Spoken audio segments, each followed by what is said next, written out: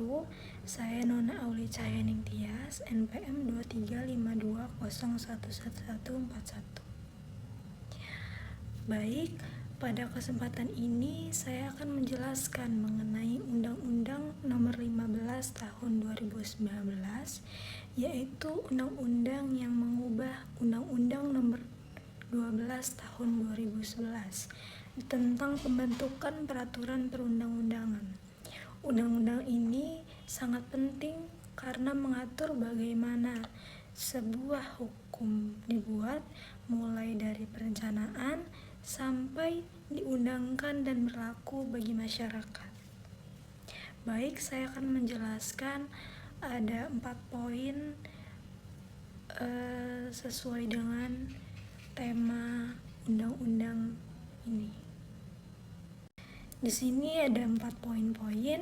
Yang pertama, substansi undang-undang. Yang kedua, 5 aturan paling penting.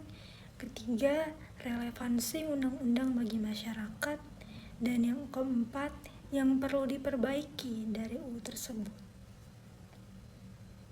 Untuk poin yang pertama, jadi kalau kita bicara secara umum, Undang-Undang Nomor 15 Tahun 2019 sebenarnya adalah undang-undang yang mengubah Undang-Undang Nomor 12 Tahun 2011 yang mengatur tentang bagaimana cara membentuk peraturan perundang-undangan di Indonesia.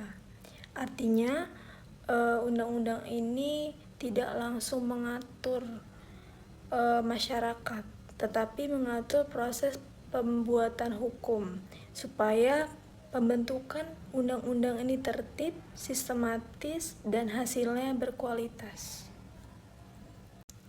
Tujuan utama pada undang-undang ini, Undang-Undang Nomor 15 Tahun 2019, adalah untuk memperjelas mekanisme pembentukan peraturan perundang-undangan, memperkuat keterlibatan lembaga negara yang berwenang, khususnya DPD, serta memastikan bahwa setiap peraturan yang dibentuk benar-benar sesuai dengan kebutuhan masyarakat dan menjunjung tinggi asas kepastian hukum, keadilan, dan kemanfaatan.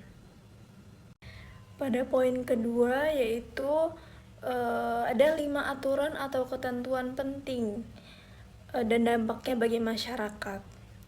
Yang pertama, aturan yang sangat penting adalah penguatan peran DPD dalam pembentukan undang-undang. Dengan aturan ini, kepentingan daerah khususnya yang berkaitan dengan otonomi daerah, hubungan pusat dan daerah, serta pengelolaan sumber daya alam memiliki saluran yang lebih kuat dalam kebijakan nasional, sehingga daerah tidak lagi hanya menjadi objek kebijakan pusat. Yang kedua, undang-undang ini menegaskan bahwa secara jelas tahapan pembentukan peraturan perundang-undangan, mulai dari perencanaan, penyusunan, pembahasan, pengesahan, hingga pengundangan, berpengaruh langsung terhadap kualitas hukum yang diterapkan dalam kehidupan sehari-hari. Karena setiap aturan wajib disusun secara sistematis dan tidak boleh tergesa-gesa.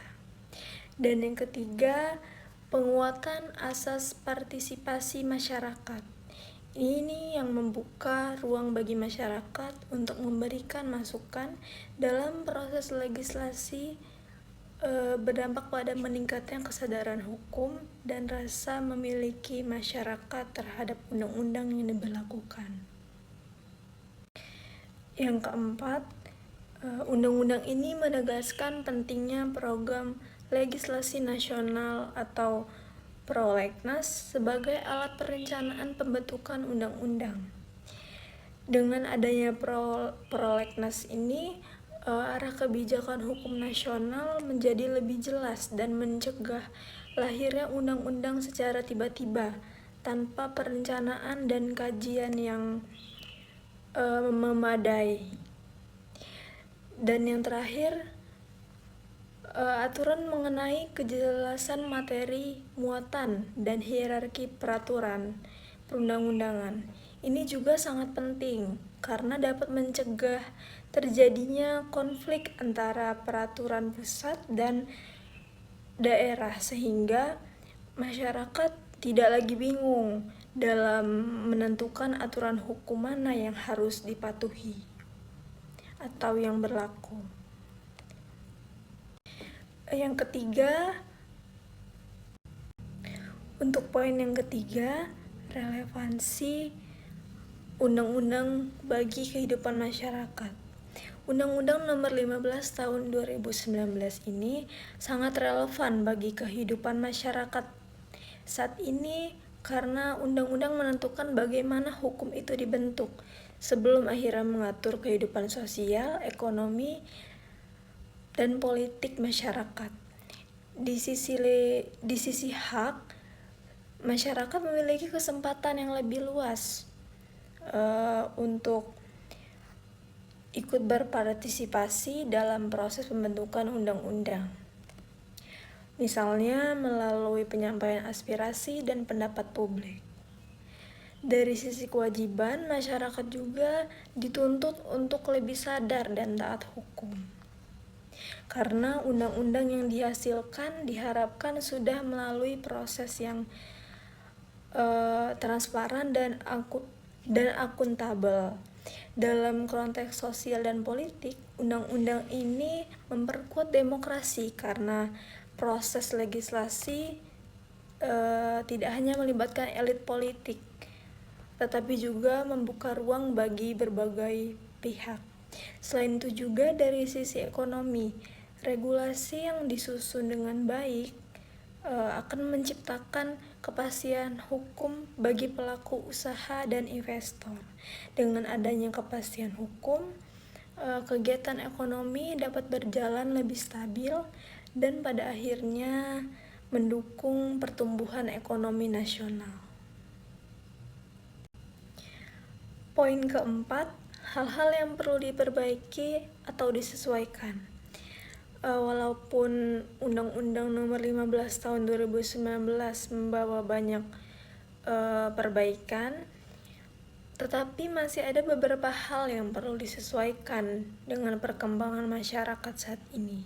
Salah satunya adalah mekanisme partisipasi publik yang dalam praktiknya itu seringkali masih bersifat formalitas dan belum benar-benar mempengaruhi isi undang-undang.